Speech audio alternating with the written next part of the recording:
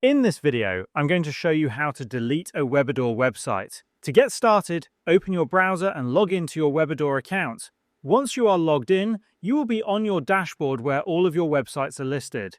At this stage, do not open the website you want to delete. Instead, stay on the main dashboard. From here, click on the My Account option located at the top right-hand side of your screen. After clicking on My Account, you will be taken to your Webador account settings.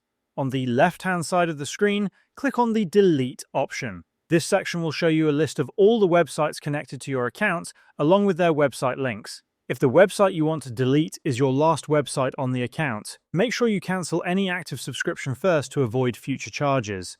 Now, locate the website you want to remove and click on the Delete Website option next to it. Webador will show a warning message stating that this action cannot be undone. If you are completely sure, click on the Delete option again to confirm. Once completed, you will see a confirmation message showing that your website has been deleted. If you go back to the My Sites section, you will notice that the website no longer appears, which confirms it has been successfully removed. And this is how you can delete a Webador website.